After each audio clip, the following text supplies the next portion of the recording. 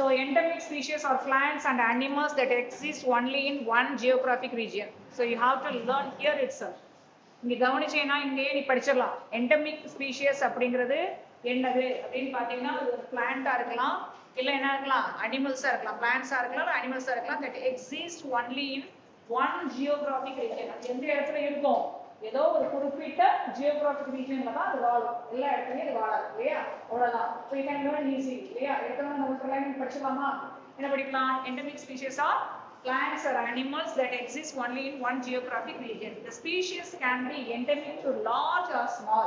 In the plants or animals at least ஒரு 10 species இருக்கலாம், இல்ல 1000 species கூட இருக்கலாம். என்ன சொல்றாங்க, large or small areas of the earth. Some are endemic to particular continents. சில இது எங்க இருக்குன்னா சில கான்டினென்ட்ல மட்டும் தான் இருக்கும் அப்படின்னு சொல்றாங்க. So some of them are part of the continent. Okay, ஒரு கான்டினென்ட்ல ஏதோ ஒரு பகுதியில அது வாழலாம். And others to single island. ஓகேவா, இந்த ஸ்பீஷியஸ் இந்த ஐலாண்ட்ல போனா தான் கிடைக்கும் இல்லையா. ஸோ அப்பவே வந்து என்ன பண்ணிருக்காரு வந்து அனுமான் வந்து ஒரு மூலிகை செடி எடுக்கிறதுக்கு இந்த மலையில தான் இருக்கும் அப்படின்னு பர்டிகுலர் ஒரு மவுண்டன்ல தான் இருக்குது இல்லையா. ஸோ அந்த மாதிரி ஒரு ஐலாண்ட்ல தான் இது இருக்குது அப்படின்னு சொல்றாங்க. So that is a endemic species. So any species found in restricted to specified geographical region or area is referred to as a endemic. இதுக்கு பேர் தான் endemic. What is endemic definition? ஓகேவா. So any species found in restricted ஒரு particular area, அதான் இதுதான் இருக்குன்னு சொல்றாங்க. Restricted specified geographical region or area is referred to as a endemic. It may be due to the various reasons. ஏன் இது ஒரு particular region மட்டும் இருக்கு, ஏன் எல்லா இடத்துலயும் இல்லை அப்படின்னா அதுக்கு சில ஃபேக்டர்ஸ், ரீசன்ஸ் இருக்கு அப்படிங்கிறாங்க. Various reasons such as isolation இல்லையா. ஒரு சிலர் என்ன பண்ணுவாங்க அப்படின்னா தனியா தான் இருப்பாங்க, தனியா இருந்தா தான் படிக்க முடியும் இல்லையா. ஸோ தனியா வந்து வசிப்பாங்க இல்லையா. ஸோ அப்பதான் ஐசோலேட்டடா தான் அது இருந்திருக்கலாம். இன்டர் ஸ்பெசிபிக் இன்டராக்ஷன்ஸ் ஓகேவா. அதுல வந்து இன்டர் ஸ்பெசிபிக் அப்படின்னா வந்து என்ன அர்த்தம்னா டிஃப்ரெண்ட் ஸ்பீஷியஸோட அது வந்து என்ன பண்ணிருக்கலாம், இன்டராக்ட் பண்ணாம தான் இருக்கலாம் ஓகேவா. So seeds dispersal. Okay, seeds dispersal problem. அங்க இருக்கக்கூடிய சீட்ஸை அதை வந்து ஏதாவது பேர்ட்ஸ் போனாலோ இல்லை அனிமல்ஸ் போனாலும் அங்கே இருக்கக்கூடிய சீட்ஸ் எடுத்து வந்து வேற விதமா டிஸ்போஸ் பண்ண முடியும். இல்லை விண்டு இருந்துச்சுன்னா விண்டு மூலியமா என்ன பண்ணலாம் அப்படின்னா டிஸ்டர்ப் பண்ண முடியும் ஓகேவா. ஓகே, அப்போ எதுவுமே வந்து வரல இல்லையா, அனிமல்ஸ் எதுவுமே உள்ள போகல, அதனால அங்க இருக்கக்கூடிய சீட்ஸ் வந்து என்ன ஆகுனா டிஸ்பர்சல் ஆகல, அது ஒரு ரீசன் ஓகேவா.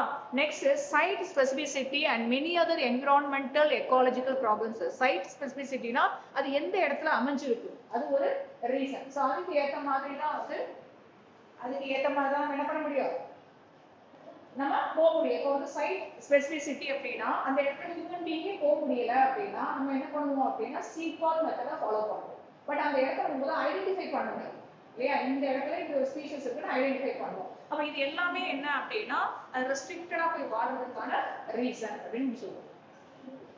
So there are 3 mega centers of endemism. எத்தனை சென்டர்ஸ் இருக்கு, நிறைய நியூமெரிக்கல் டேட்டாஸ் இத படிச்சிருக்கோம். எவ்வளவு குரூப்ஸ் இருக்கு, எத்தனை ரிசர்வ்ஸ் வந்து பயோ ரிசர்வ் சென்டர்ஸ் இருக்கு அப்படிலாம் நிறைய பார்த்துருக்கோம் இல்லையா.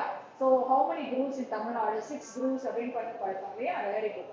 ஓகே, அப்போ there are 3 mega centers of endemism இருக்கு. 27 பாத்தீங்க அப்படின்னா மேக்ரோ எண்டமிக் சென்டர்ஸ் ஓகேவா.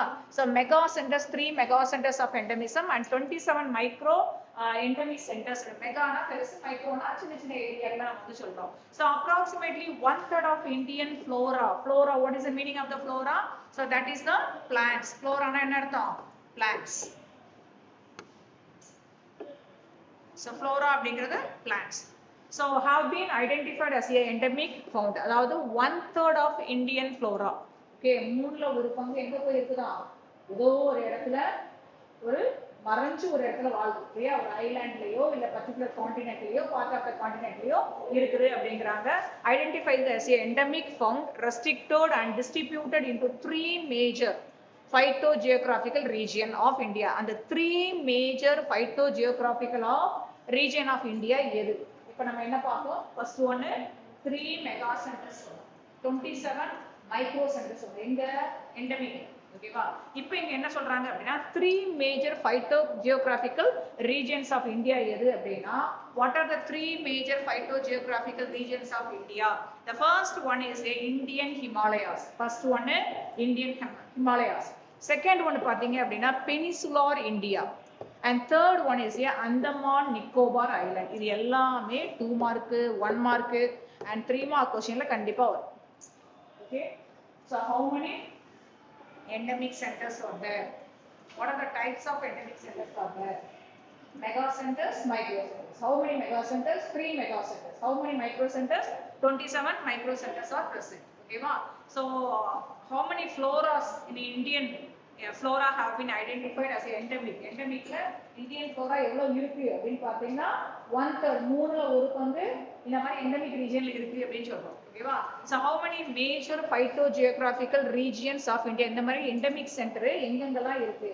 அந்த ரீஜியனே எங்க இருக்குன்னு கேக்குறாங்க. ஜியோகிராபிக்கல் ரீஜியன்ஸ் எங்க இருக்கு அப்படின்னா இந்தியன் ஹிமாலயஸ்ல ஒன்று இருக்கு, பெனின்சுலார் இந்தியால ஒன்று இருக்கு, அந்தமான் நிக்கோபார்ல இருக்கு. இப்போ இது ஒண்ணுலயும் எத்தனை ஸ்பீஷியஸ் இருக்கு அப்படிங்கறத நம்ம பார்க்க போறோம்.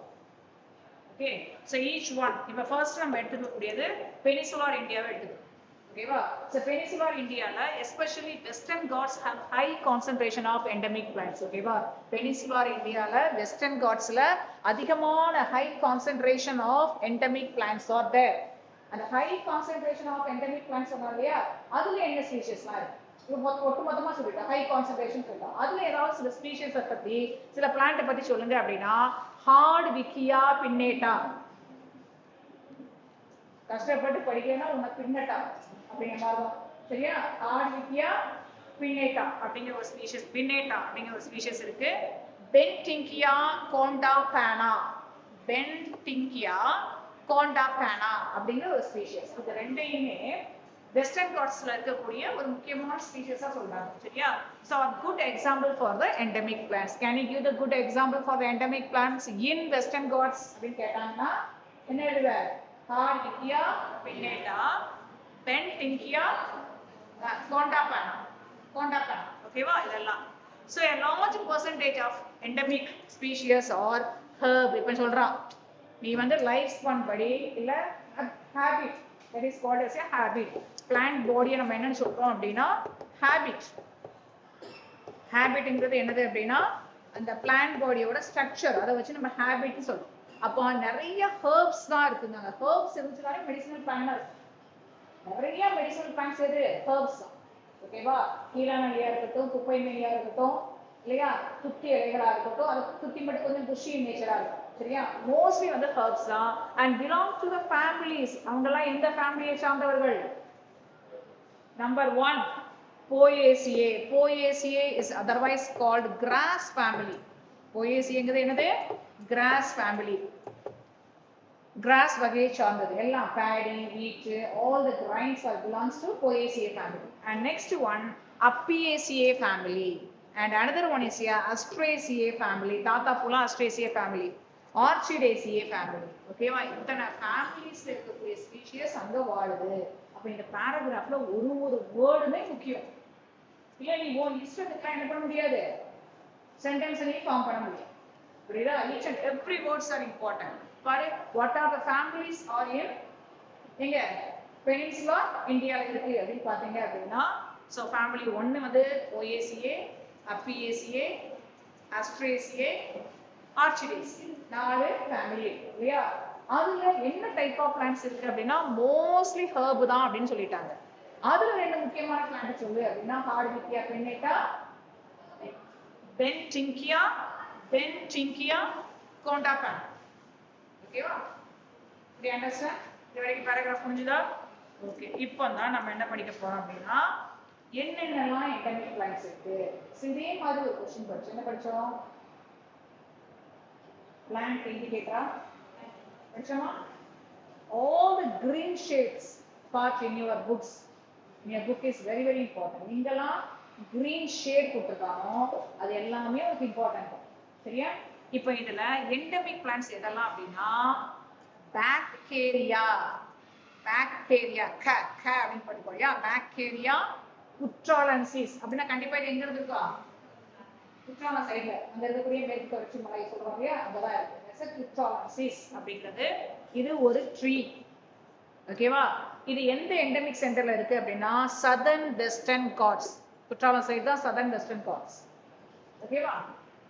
அகஸ்தீசியம் மலையா மலையா மலையா அப்படின்னு கேக்குறாங்க இல்லையா.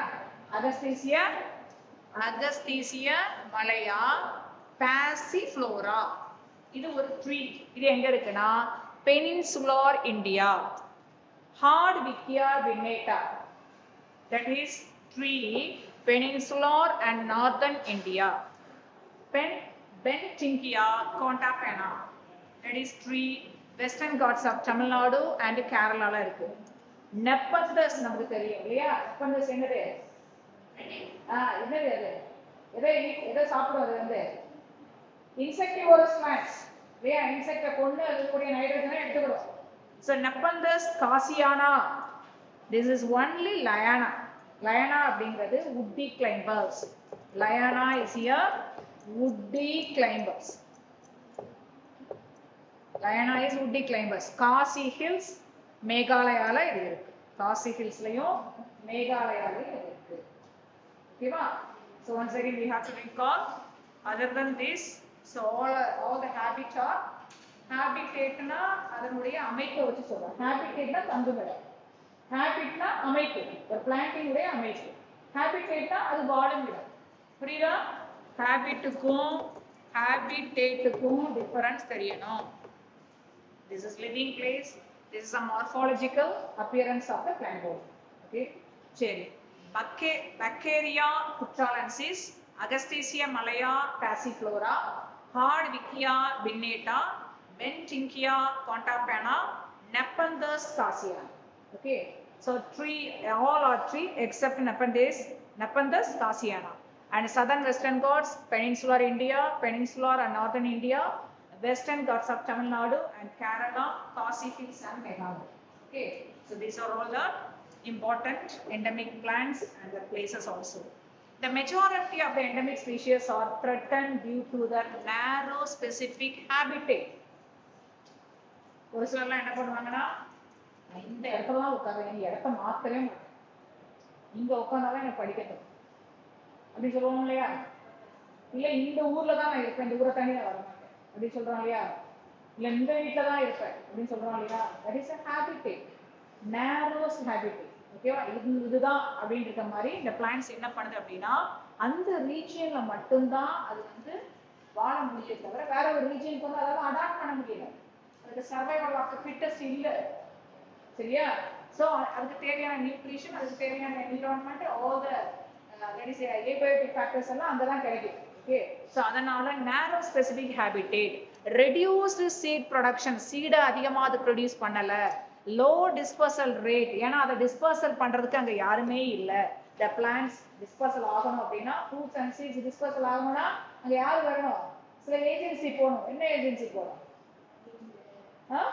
பேர்ட்ஸ் போகணும், அனிமல்ஸ் ஏதாவது போகணும், எஸ்பெஷலி பேர்ட்ஸ் போகணும், இல்லை வந்து ஏதாவது வந்து வீட்டு இருக்கணும் இல்லையா. ஸோ அந்த மாதிரி இருந்தால் அது வரும். லெஸ் வயபிள் நேச்சர் அப்படிங்கிறாங்க. This is the main reason, that is internal ஃபேக்டர்னு சொல்லலாம். This is a internal factor. ஏன்னா அதுக்கு வந்து ரொம்ப நாள் வயபிலிட்டி அதுக்கு இல்லை. ஃபேக்டர் வயபிலிட்டினா அதில் இருக்கக்கூடிய அந்த சீடில் இருக்கக்கூடிய ஜெர்மினேஷன் ஆகக்கூடிய தன்மை அது இல்லை. அதனாலதான் லெஸ் வயபிள் நேச்சர் அப்படிங்கிறோம். ஹியூமன் இன்டர்ஃபரன்ஸ், ஓகே, இன்டர்ஃபரன்சஸ், அதாவது ஹியூமனுடைய இன்டர்ஃபியர் அங்க இருக்கணும். ஓகே, டிஸ்டர்பன்ஸ் இருக்கணும். ஹியூமன் அங்க போயிருந்தா கண்டிப்பா நம்ம என்ன பண்ணுவோம்? மரத்தை வெட்டிட்டு வரணும் கேட்டா கூட கிடைச்ச ஃப்ரூட்ஸ் சீட்ஸ் எல்லாம் அடிட்டு வருவோம் இல்லையா. ஸோ அதெல்லாம் எடுத்துடும், அது போகல. So serious efforts need to be undertaken for the conservation, and otherwise these species may be become globally extinct. Okay, நீங்க சீரியஸ் ஸ்டெப் எடுக்கலன்னா இந்த மாதிரி கான்டினென்ட்ல இருக்கக்கூடிய ஸ்பீஷிஸ்லாம் இந்த குளோபல் விட்டே மறைஞ்சது, நிரந்தரமா மறைஞ்சிடும் சொல்லி நமக்கு வந்து ஒரு வார்னிங் கொடுக்குறாங்க. சரியா?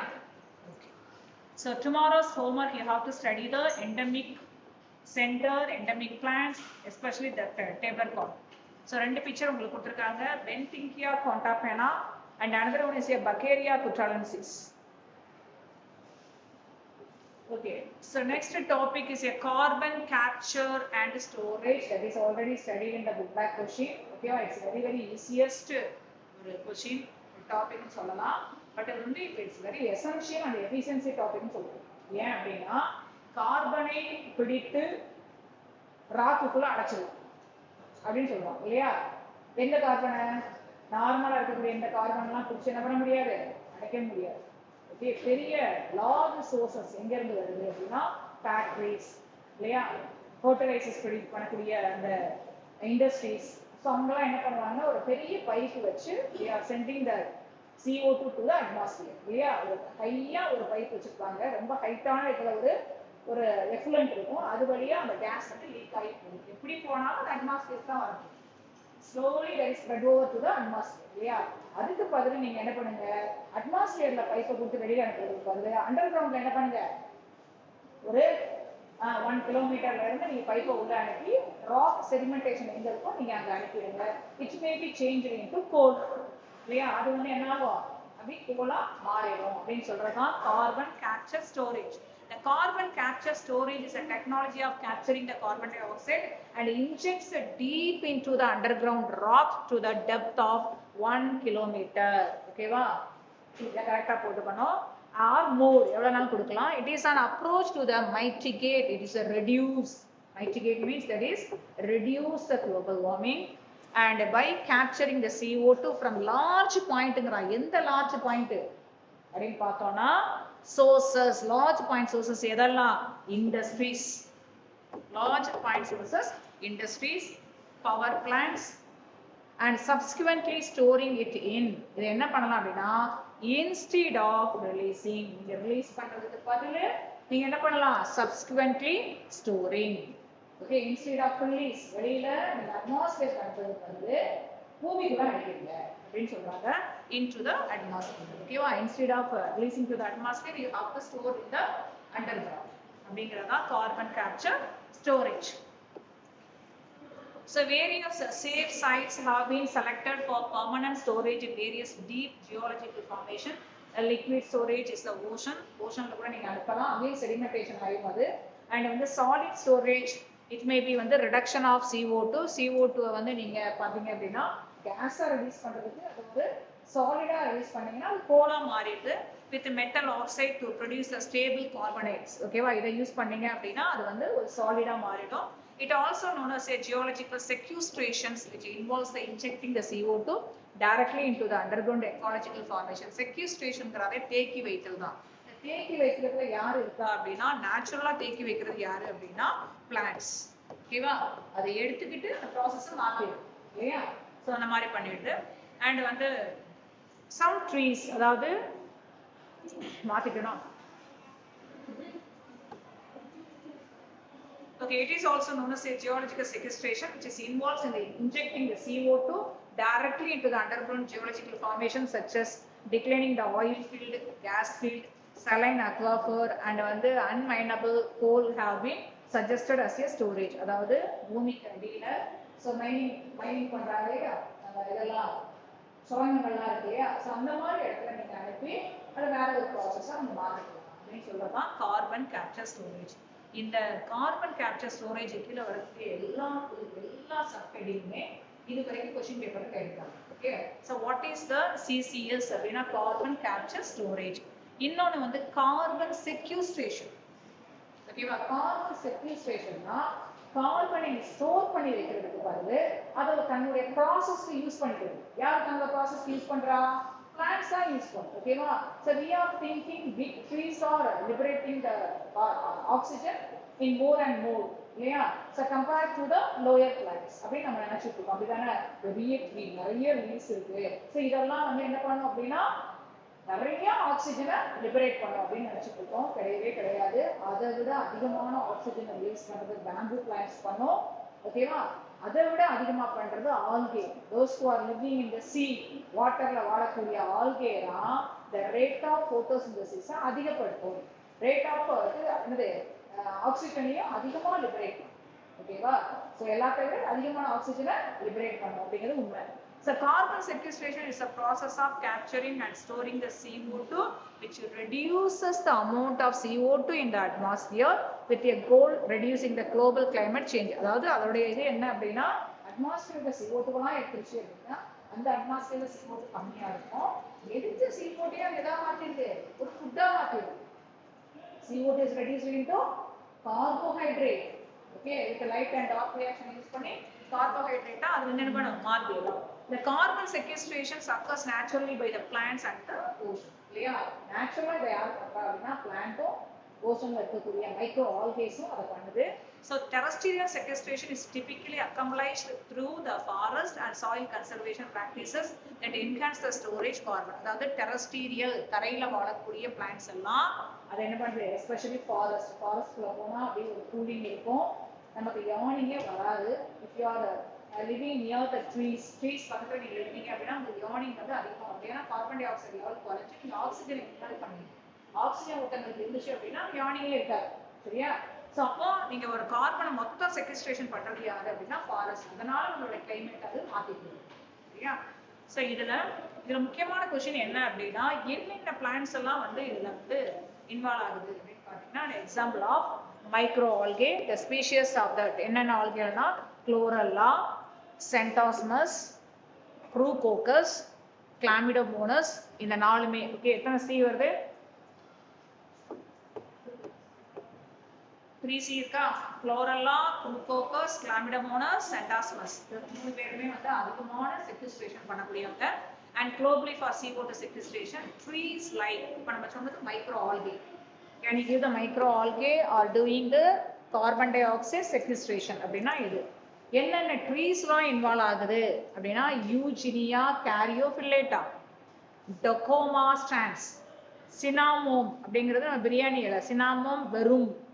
ஓகே, பிரியாணி வரும், பிரியாணியில போடுறோம்ல பிரியாணிக்கு அதான் சின்னாமோம் வெரும் அப்படிங்கிறது. So have high capacity and noted to sequester carbon. அதிகமான கார்பனை terrestrial plants க்கு example macroalgae and marine grasses, mangroves. இந்த மூணுமே macroalgae, marine grasses and mangrove MQ. இல்லையா? Also have the ability to mitigate the carbon dioxide. இவங்கெல்லாம் கூட carbon dioxide குறைக்கிறாங்க atmosphere. ஓகேவா? Very good. இப்படியே படிச்சிருக்கோம். Super. Chlorella, Centasma, Crucosus, microalgae example. அதுக்கப்புறம் trees example படிச்சிட்டோம். First மைக்ரோஆல்கே பார்த்துட்டோம். அதனால தான் இந்த macroalgae, marine grasses, mangrove example. Mangrove also example. ஓகேவா? So we completed that up to carbon sequestration. அப்ப என்ன பண்ணிக்கணும்? என்ன படிச்சிட்டு வரணும்? இதெல்லாம் படிக்கணும். Okay, that's two topic. இல்லையா? So the both topic you must learn and come. I will conduct the 1 mark test also. So thank you children.